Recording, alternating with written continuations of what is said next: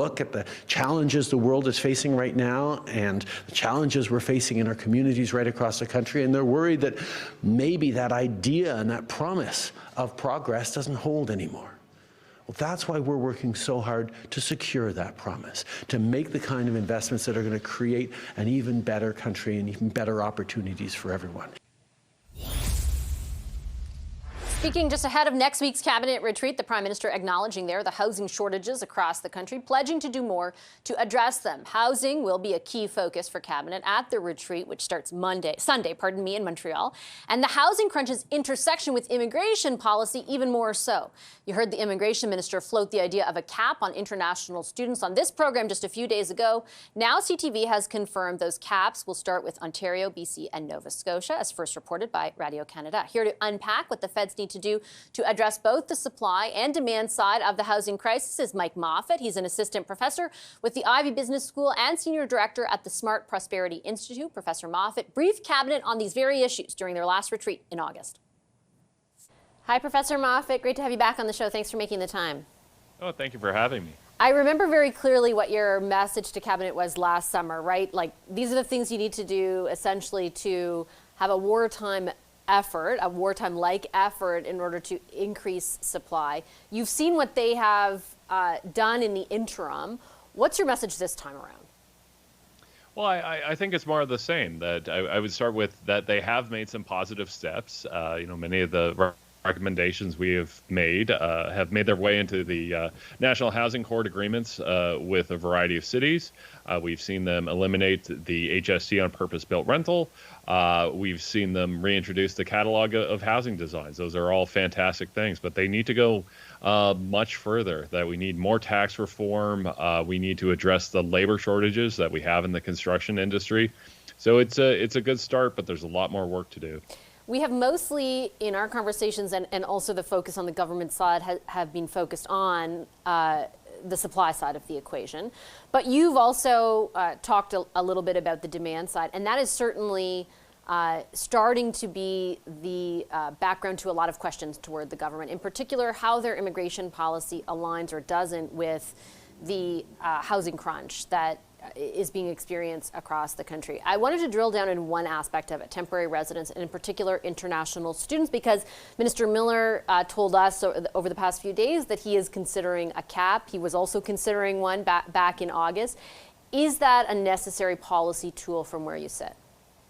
Yeah, absolutely. That the federal government needs to act. That colleges and universities are regulated by the provinces. So, the provinces should have taken the steps here, but they haven't. And the federal government has a lever. It's the international student visas that are required for a student to study here. So, absolutely, I think we need to cap this. I think we need to start lowering the numbers.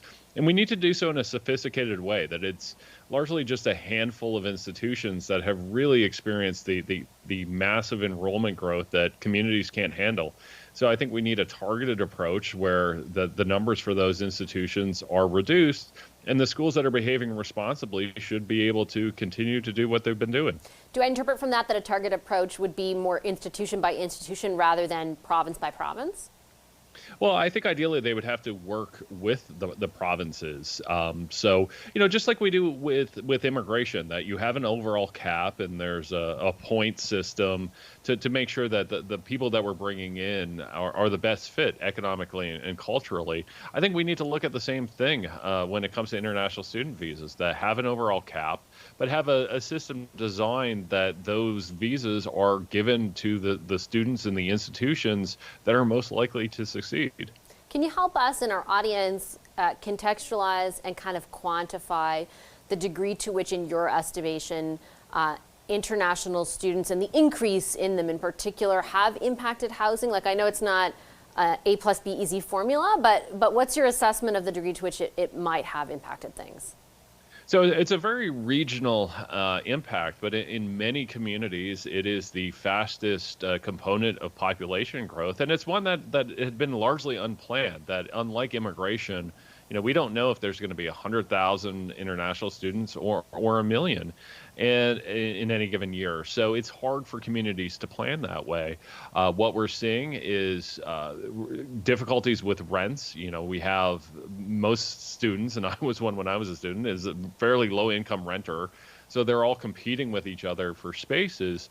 But as well, we're also seeing investors buy up, mass quantities of single family homes to convert into student rentals. So it's affecting the ownership market as well. And it's making it difficult for first time home buyers to break into the market because they're competing with investors. So in cities like London and Kitchener and Brampton and so on, I would say that this is the biggest driver of housing demand is coming from international students. And so as a result, does the cap need to result in a reduction, in a significant reduction?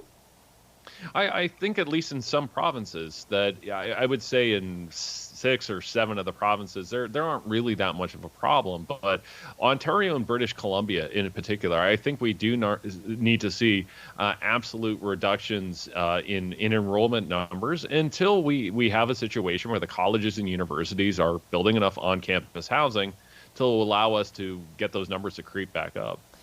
In more largely speaking, there's been a lot of focus, also scrutiny, including coming from one of the big banks over immigration policy more largely and its impact on not just the housing market, but I guess more largely the economy. Like, do we have the economic capacity to match what our social capacity is to welcome the number of even permanent residents that we are?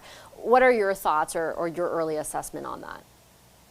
Well, I think most of the tensions are coming on the non-permanent side, but absolutely, as we set immigration targets and permanent residency targets, we need to make sure that we have not just enough housing, but enough schools and hospitals and healthcare and so on. We need to have better alignment between these things. Right now it seems that we set these numbers and then we try and figure out how to build all the infrastructure to support them. It should be the other way around, where we're building the infrastructure first before the people arrive, so you don't have these tensions. And I'll round off kind of where we started off, which is around what your suggestions were on the supply side of things. Even if everything is implemented, I mean, what they've implemented so far in the interim since the last cabinet retreat amounts to, 750,000 homes over 10 years, not even by 2030. Is there any way for supply to catch up to the demand, given the current level of population growth, that's feasible in the next little while?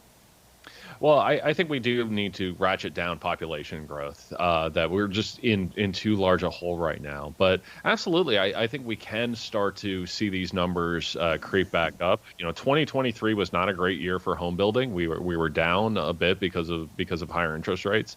But I think if we do have an aggressive plan, we can get those numbers back up. But certainly not if Canada is growing by 1.3 million people a year. That's just not sustainable.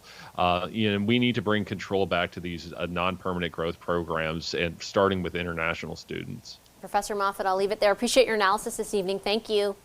Well, thank you for having me.